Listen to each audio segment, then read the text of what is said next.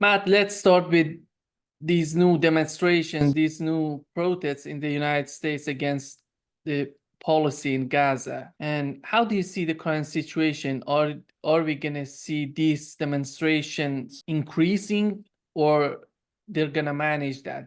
I'm talking about the Biden administration, House and Senate. I think they're going to do everything they can to crack down on it because that's how they do things, these people.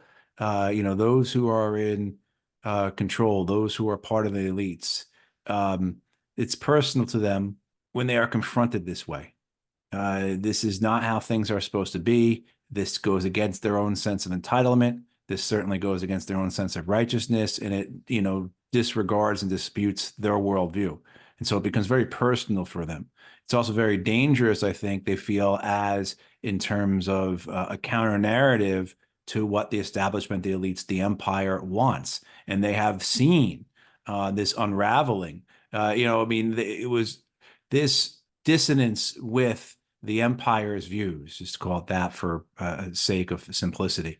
You really see that occurring during the Ukraine war, after Russia's invasion of Ukraine. You really see that the Western narrative is it doesn't have the purchasing power of previous narratives. And that's because of what happened with Syria, what happened with Libya, what happened with Yemen, what happened with Afghanistan, what happened with Iraq, et cetera, a whole global war on terror. And then you can throw in all kinds of other things, why people just aren't willing to give the benefit of the doubt to the empire's narrative. A lot of that has to do with the technology we have now. A lot of it has to do with the openness of communication, how people can get information from all other forms of media besides those that are elites within the empire. So whereas before, particularly go back far enough, like when I was a kid, when I was a teenager, and you had only ABC, NBC, and CBS.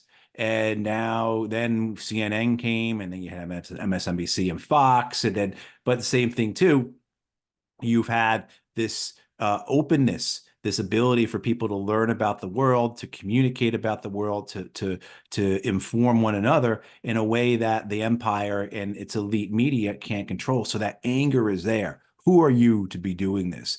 And I think there's also another aspect where they're scared to death that these protests extend through the summer and culminate in the Republican and Democratic national conventions. And then you have a rolling series of battles with protesters that go through the elections. And while the major media may not like the protests, may not like what's being said, it's counter to the establishment media's narrative, it makes for good television. And so, I think what you're going to see is you're going to see a further crackdown for all the reasons I just described. Plus, that's also how the empire does things. That's also how our governments do things.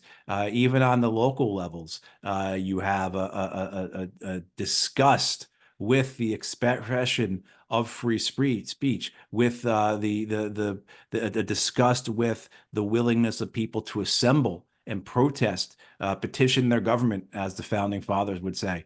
So I think all those things, Nima, means that we're going to see more conflict coming in the weeks ahead. And we've seen plenty of ugliness, plenty of things that have just been absolutely condemnable, just gross and obscene behaviors of police brutality directed against people, particularly young people who are expressing their views, who utilize the freedom of speech. And I think that's only going to worsen. When it comes to the Republican part of this policy, we've seen that Speaker Johnson was trying to communicate, at the Columbia University, he was trying to talk with his students who were not happy with the situation. But when he start talking, you see how detached from reality he is. Mm-hmm. And it's not anything better than what Biden is representing right now. Right. How do you see this case of two parties totally in for this policy in Gaza? This is you see the control of this single issue by the Israel lobby. You see the control of this issue by the foreign policy establishment, the blob. as it's called, that sees an Israel first policy as beneficial to an American first policy. You see the underpinnings, the underwriting of all this by the military industrial complex, which, this is just one more aspect of its gravy train. You also have, as well, the culmination of history. So where you have the United States right now is because of all the decisions that have led the United States and the world to this moment, including the inclusion of Israel into the American empire. And so making Israel as important, and many will argue one of the most important aspects of American empire. But if it's part of the empire, then at all costs, it must be defeated. I mean, the one thing the empire can never, ever accept is defeat. And you've seen the American empire be defeated continually. It's going to continue to be defeated. It's in decline. There's actually a RAND report, RAND fully funded by the Pentagon, of course, a RAND report that came out in the last week or so talking about this American empire, the American empire's decline, and putting it in historical terms with other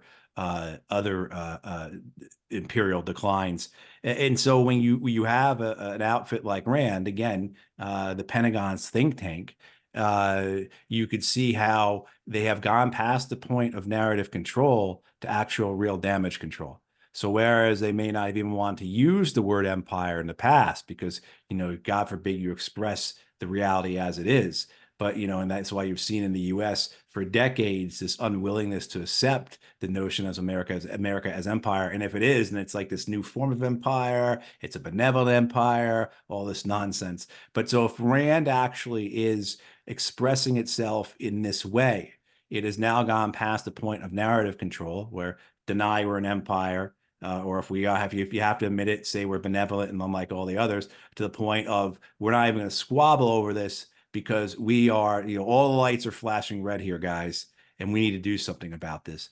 So I think for some, there is that willingness to realize the reality because they don't want to lose what they have, right? But for others, I don't know what Speaker Mike Johnson actually knows or doesn't. One of these things with these politicians, and Speaker Johnson comes out of relative obscurity, what you call a backbencher. He's from the Louisiana delegation. Almost no one in the United States has heard his name before the whole speaker drama that occurs last fall when Kevin McCarthy is booted out of the speakership. Almost no one's ever heard of this man before.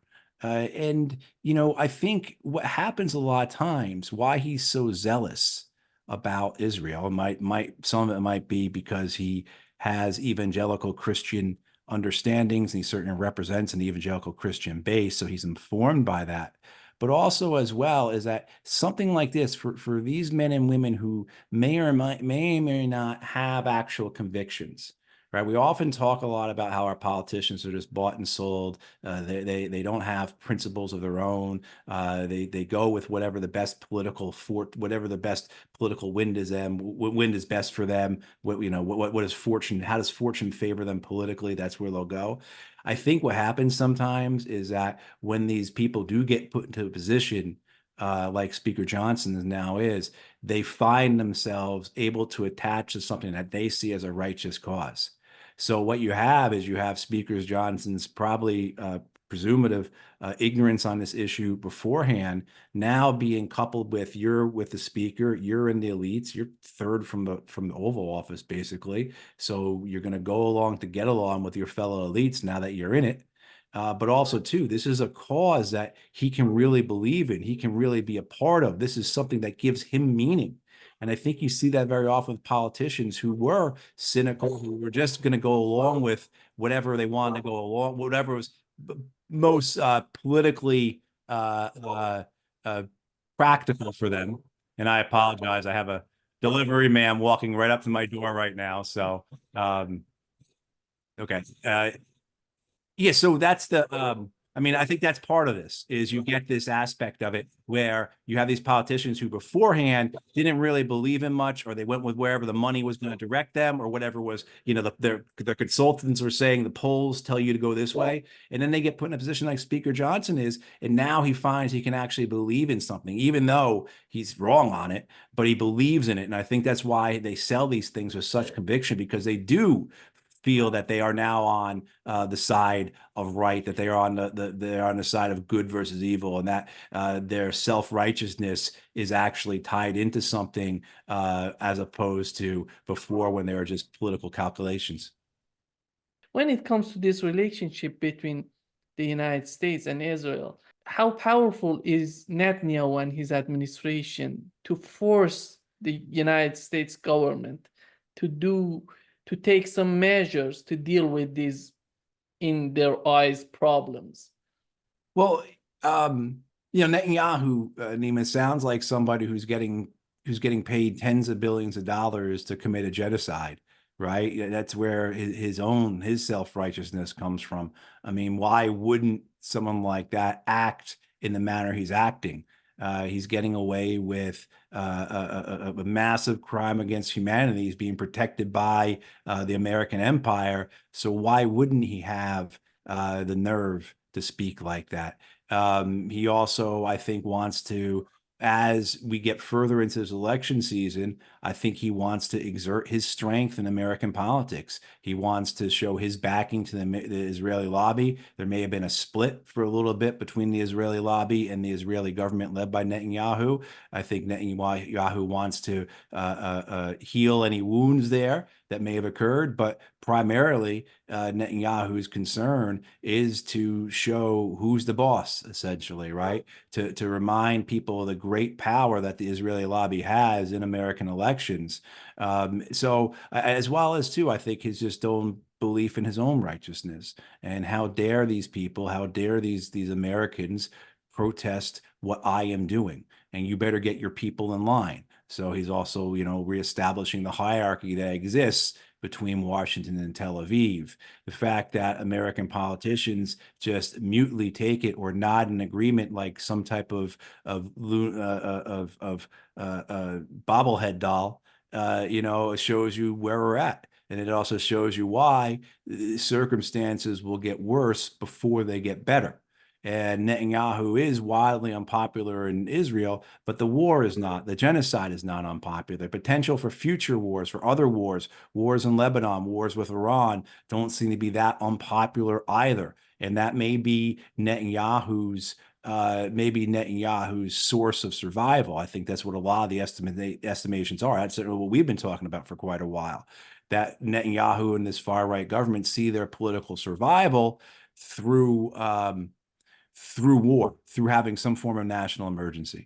And so, you have to look into that as well. Why is Netanyahu so upset at these American college students? Well, he's, not only is his own sense of righteousness, his own desire to make sure, the hierarchy in the United States is understood between Tel Aviv and Washington, but it's also, too, this fear he has is that if this spreads, and if this is contagious, and if this causes American politicians to cave in their support for Israel, then I'm in a lot of trouble.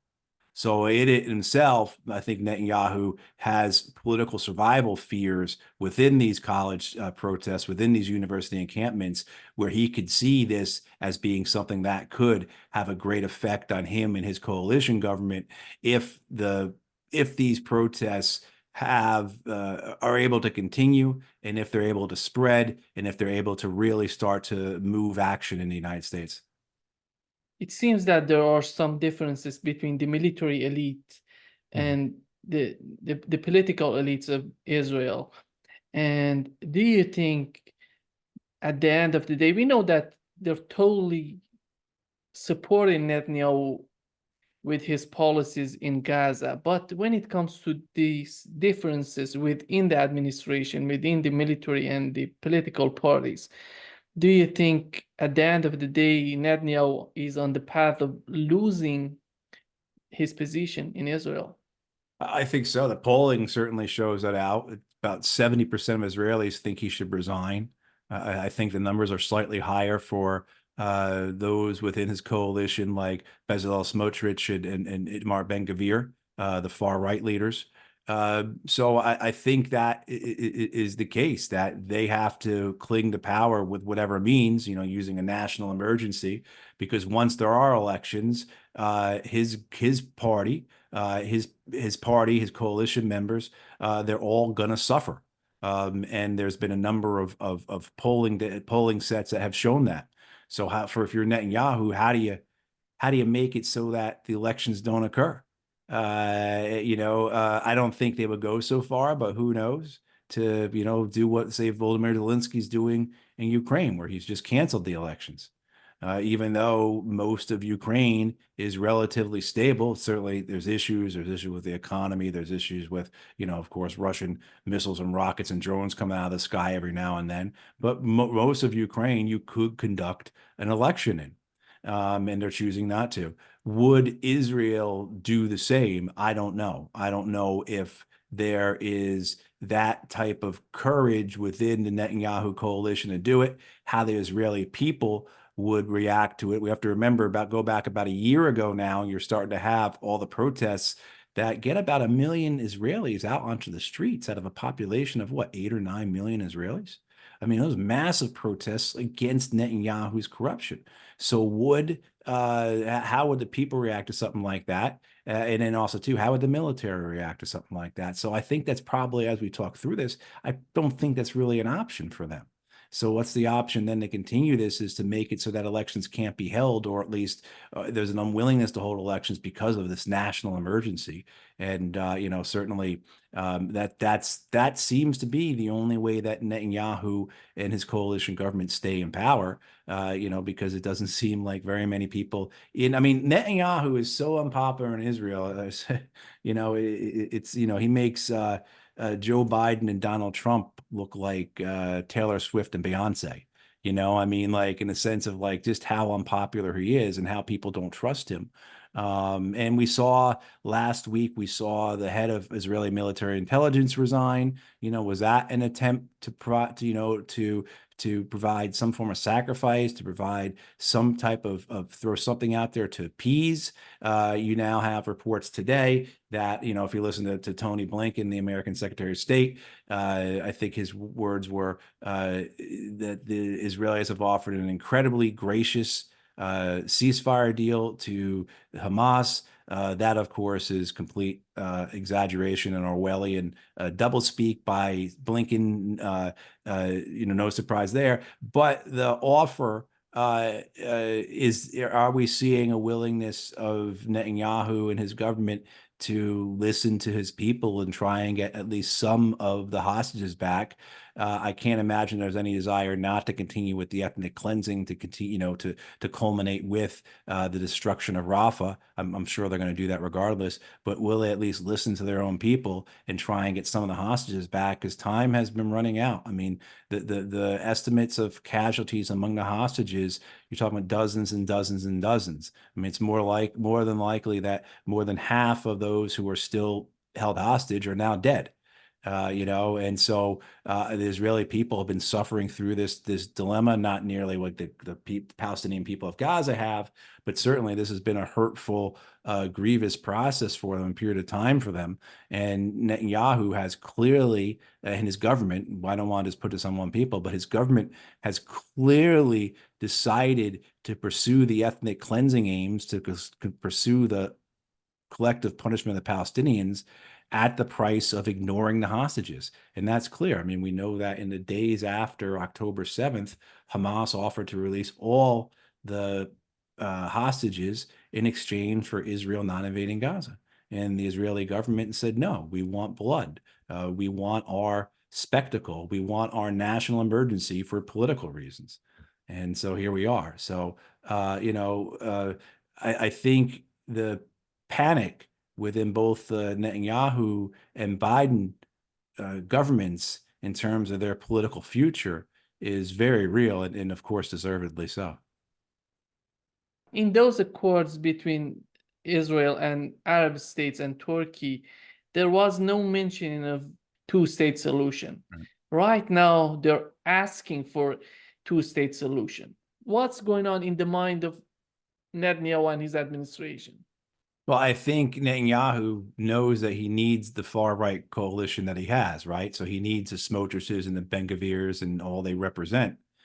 They're being very clear. If you abandon this ethnic cleansing campaign, if you negotiate with Hamas, if you do anything other than continue on this this campaign of organized murder, of slaughter, of genocide, then we will leave the government. And he knows that if that happens, he's out of power.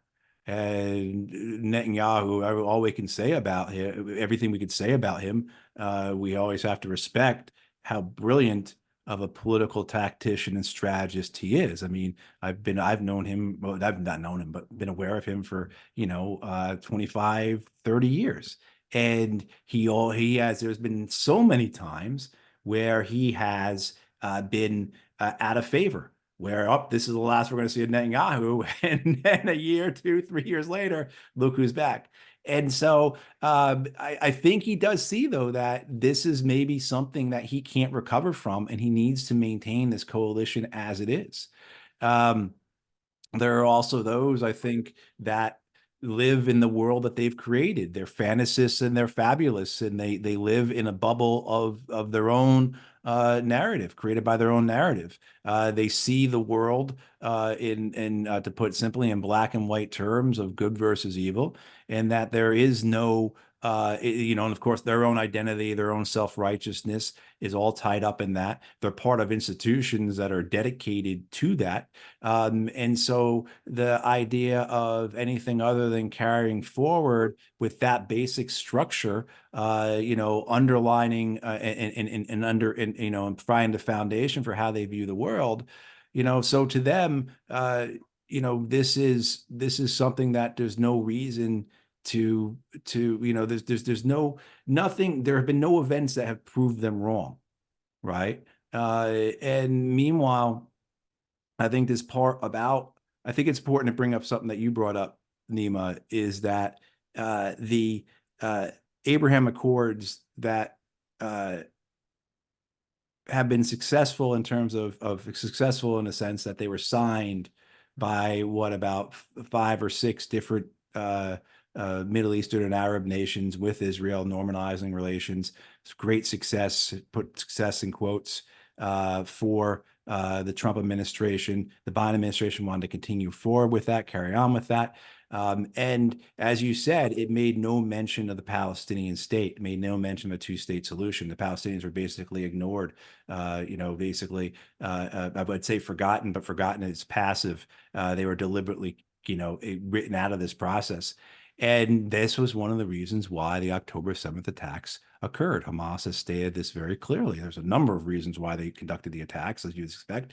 But one of those reasons was the fact that the Palestinian state, this idea of a two-state solution, was being deliberately left out, was being deliberately shunned, was dismissed, have been just eradicated from, the politics of the region. And this was an attempt by Hamas to put Palestine back into the politics of the region.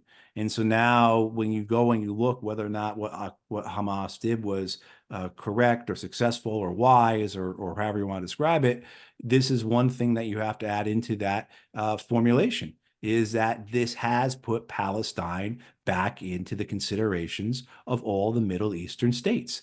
And so now if Saudi Arabia and Israel, or excuse me, Israel does want relations with Saudi Arabia, they want to normalize that. If Joe Biden and his team want to have that success, again, success in quotes, then you have to see a Palestinian state, as long as the Saudis hold true to that. Whether I trust the Saudi government or not, I don't know. I mean, I don't think many people are going to say, hey, trust the Saudi government, Matt. So, I mean, there's that as well. But it has put Palestine into this position where you had a strengthening of relations between Turkey and Israel over time, where they're very serious trading partners. You had, as well as some military ties. You've now seen that, kind of gone up in smoke. Whether or not that's going to be lasting, we'll see. Whether or not how true it is and how deep it is. But you do have Erdogan over this past weekend saying all our trade ties are off. Our commerce is over with Israel. Whether or not he was being how much of that was bluster and how much of that is real, we do know that Turkey has limited trade with Israel, but I mean, we'll see again whether or not that comes to play, but it is a markedly different place than it was a year ago. I mean, we're coming up on the 7th month anniversary of October 7th. So you know, we're in a very different place than we were 7 months and a day ago. And you know, so the calculations that have been utilized before in terms of how decisions were being made, they have had to be adjusted quite greatly to account for you know, this genocide, because it has upended everything, and what type of a lasting impact it will have on the region, what type of lasting impact it will have on the world. Of course, you know, as Yogi Berra, the great American baseball player, would say, predictions are hard, especially about especially when they're about the future. But I think it's safe to say that this is going to have an impact that will last for generations, not years, but for generations. Matt, we know that there is a new bill to help Ukraine, Israel, and Taiwan. And here comes the situation of Taiwan. And after that, Antony Blinken went to China to visit Xi and talk with them to convince them to not support Russia. Right.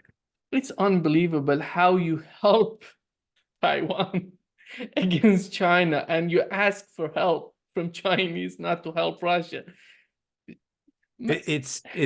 It's ridiculous, isn't it? And then when they leave, when the Americans leave, when the Secretary of State leaves, he leaves with a threat. If you don't do what we say, we're going to sanction you.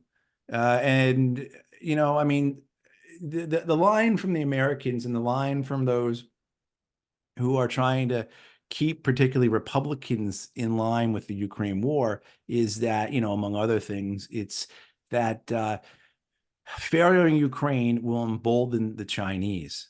You know, what's emboldening the Chinese, it's making them also, I think, very cautious because they view the Americans as mad people, right? As people that are irrational, who can't even make decisions based upon evidence or what's in their own best interests. But, you know, what's emboldening the Chinese is the fact that the Americans are staying with a losing war, that the Americans have fully committed to an unwinnable war. And when there are opportunities to pursue a negotiated solution that would cut the losses to Ukraine, not to mention just end the death and the suffering and the destruction, but to actually cut the losses and the foreseeable future losses to Ukraine, as well as provide stability for the region, help provide stability for the world's economy, as well as prevent the risk of escalation and a possible World War III nuclear war scenario, the Americans choose not to do that. And so that, one, it causes the Chinese to, rightfully so, disrespect the American decision-making process. But I think they've had that understanding for decades. You know, I was reminded of this earlier today. In about 2010, a friend of mine went and visited China, and he met with a number of Chinese foreign ministry folks. And, you know, across the board, when he asked them, what do you want to see the United States do? They all said, we want to see the United States remain stuck in these endless wars, because there's nothing better to help accelerate the American decline in these endless wars, and, you know, and help our rise, basically. I don't think they phrased it that way, but then America conducting and being fully engaged and, you know, staying within this quicksand. And now the quicksand might look a little different. It's not direct wars like Iraq and Afghanistan in 2010, but it's, you know, these proxy wars in Gaza and in Ukraine, but it's still quicksand. And, you know, the United States is much deeper in it. So I think that's what the Chinese are looking at when they're dealing with us. One, unpredictable, irrational decision makings based upon political desires, political needs that don't go past this election cycle. I think they understand that, but they're also looking at an incompetence, and a blazingly bright incompetence by the American foreign policy establishment, a militarized foreign policy, of course, but by the American foreign policy establishment that can't competently execute campaigns or achieve strategic objectives. It can't even define what its strategic objectives are, other than to protect the prevailing narratives of the empire. So all our policies now, of course, and this is what the Chinese see, all our policies now, as well as the messaging that goes with the policies, are all meant to make up for and protect the previous bad policies and previous bad messaging we've done before. So we're in this circular downward spiral, and the Chinese are watching this.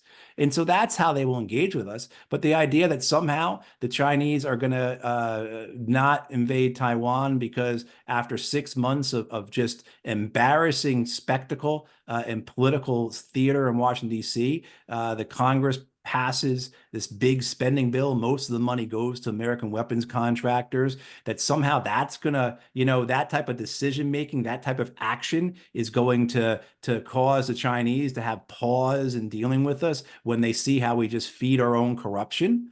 If anything is going to pause, of course, is their concern that we are psychopathic, that we can't be predicted, and we can't be even predicted to behave in our own best interests again. So, I mean, I think that's what the Chinese see when they look at us, and that's how they're dealing with us. They have enormous lack of respect for us because we deserve no respect.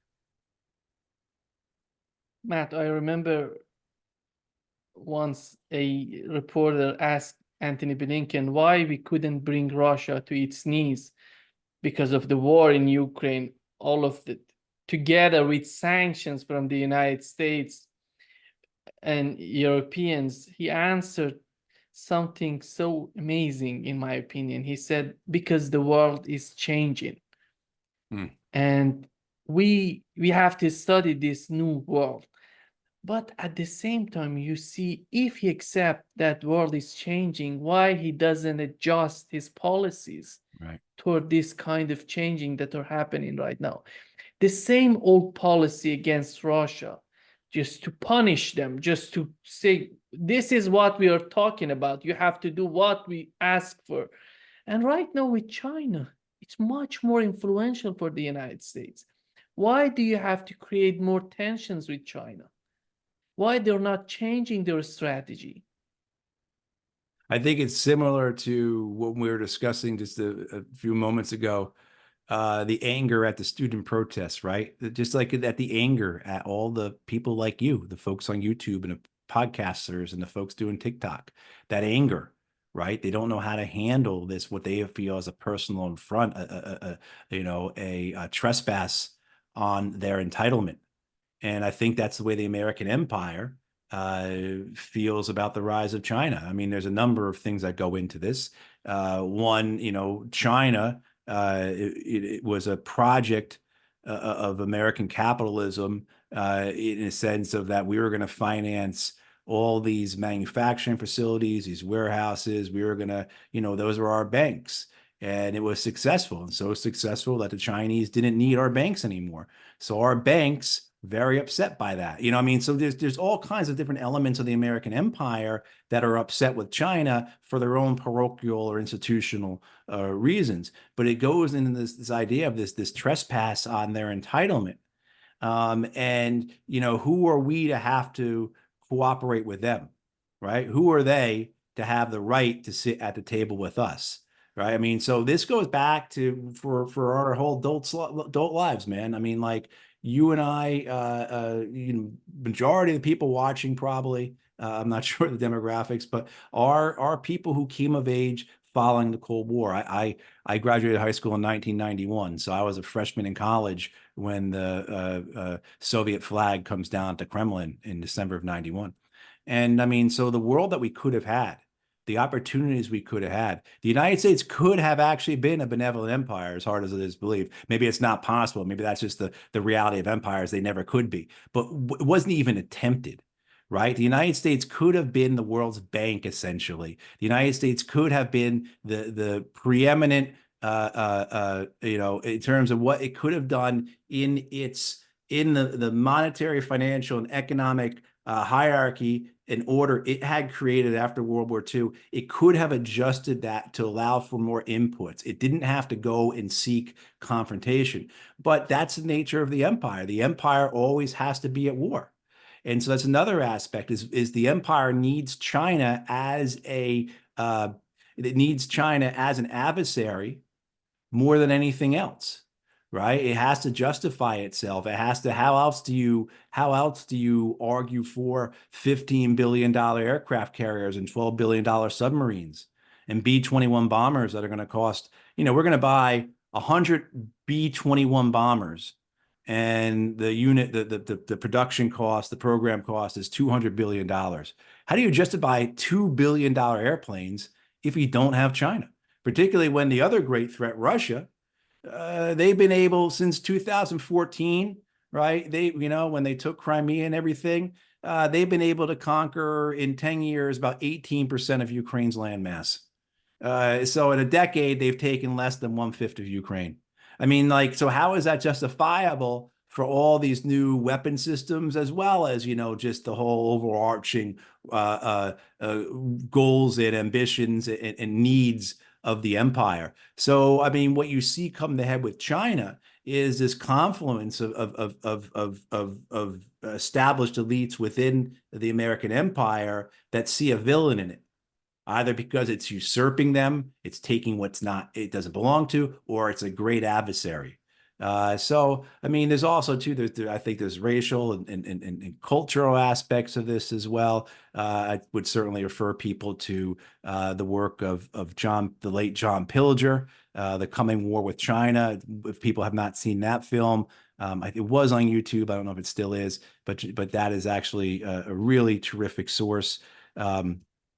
And so, I mean, this what we're seeing here, Nima, is something that the willingness, say, of most of the American Congress to vote for a future war with China, including all the Democrats, is something that is really dangerous. This desire for a future war with China, it's motivating and animating so much of what's occurring in Washington, D.C. It's this mania, it's this hysteria that, it's so well funded and it's so well organized, and it has such a self-righteous core that, it seems almost like such a war could be, is inevitable.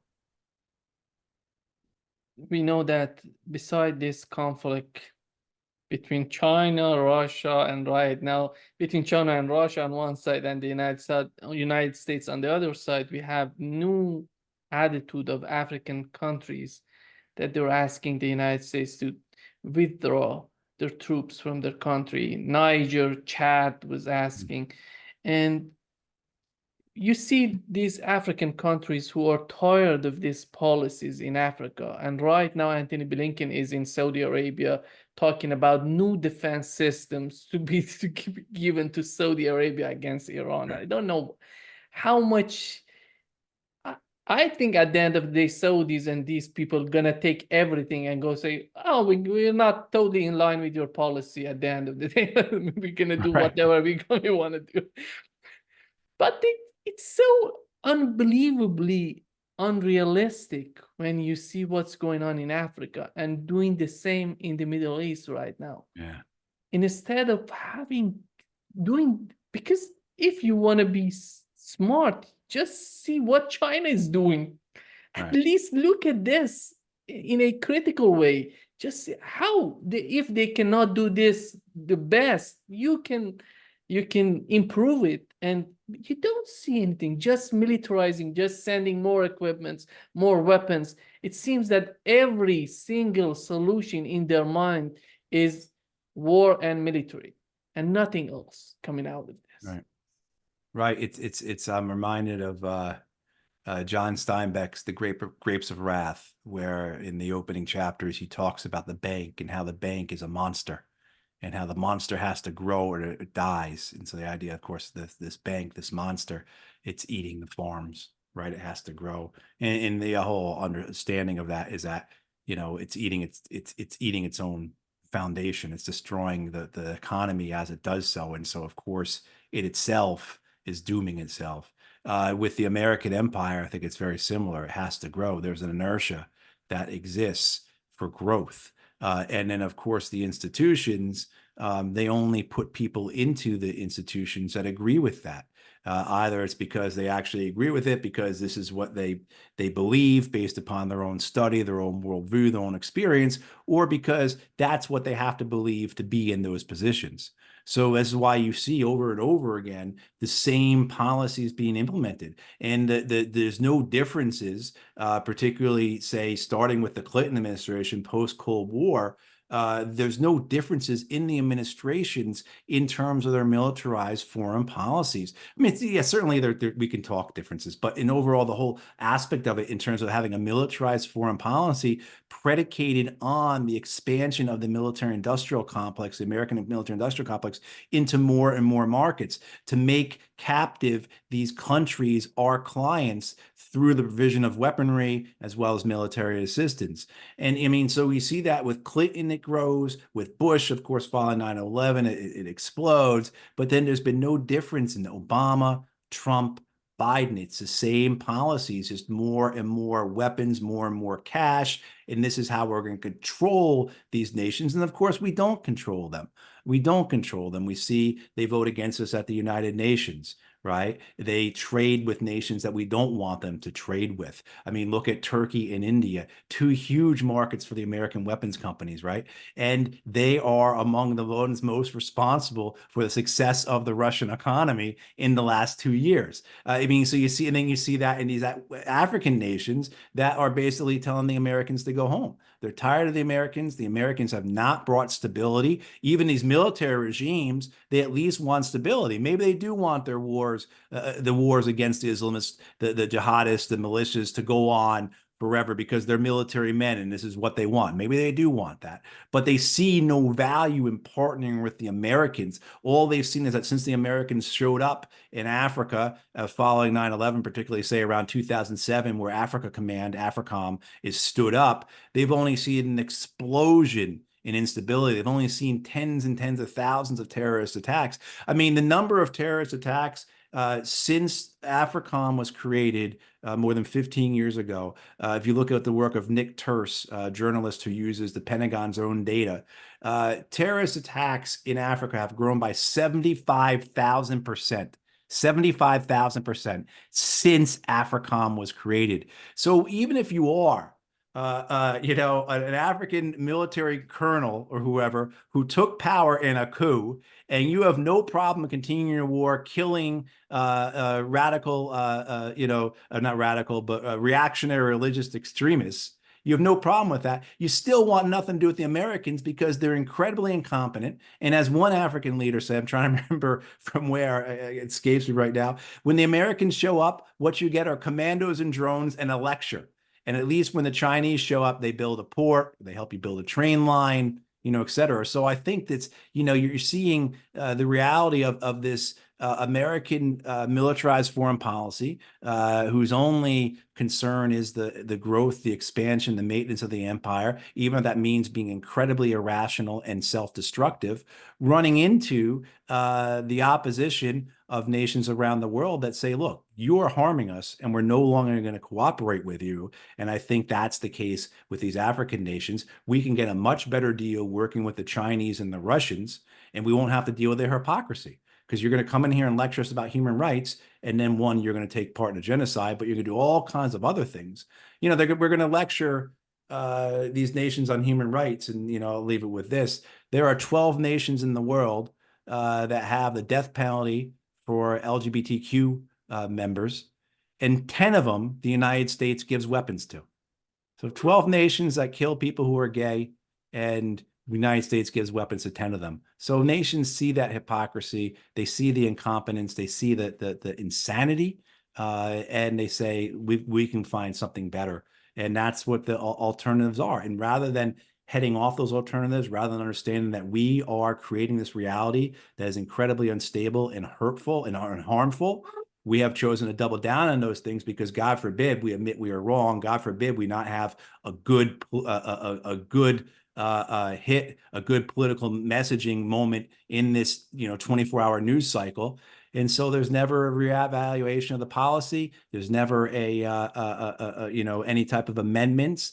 And so the same policy continues, and oftentimes the policy is meant just to cover up for or conceal or try to make out the previous policies as being anything other than the utter failures they are. Are they thinking of having a new conflict between China and the United States? Because that would be tremendous for their weapons. They're gonna send in Taiwan, Japan, Philippines. Right now, they're talking about Philippines. That it seems that some political moves in Philippines, they're doing some sort of manipulation in Philippines to go against China. That would be huge for military industrial complex. The gain coming from Ukraine, the conflict in Ukraine right now, the conflict with China would be enormously good for them. Right. If they could, I mean, the expense of these weapon systems, I mean, this is just a bonanza for the weapons companies. You see it with this money that's being sent to Ukraine and the weapons that will be sent as well, most of them coming out of American stocks. And the Wall Street Journal was actually talking about this over the weekend. The ATACMS missiles that were sent actually in February, unbeknownst to the public and presumably the American Congress, but the ATACMS missiles that the Biden administration has sent to Ukraine, they cost about $1 million each. Well, the missiles that the Pentagon will replace them with are newer missiles made by Lockheed, and they cost about $2.5 million a piece. And, I mean, something we've known for a while is that, the profits on this are obscene. And the profit taking by the weapons companies is doubly obscene. In the sense that these weapon companies are not putting money back into their own industrial capacity and not investing in themselves. They are just taking the profits and either executive compensation or tens of billions of dollars in stock buybacks. And if this thing, you see things occurring such as what's included in this $95 billion package is $3 billion to improve or to build out naval shipbuilding, specifically submarine shipbuilding. This is all geared towards China, of course. But you look at this and you say, look at the profits the weapons industry has made over these decades. And now the United States has to come in and provide emergency funding for industrial infrastructure and architecture because these companies did not invest themselves in that. So what you have then is you have this subsidizing, in addition just to the extreme profits, but the fact that the weapons industry is directly subsidized by the American government and American taxpayer.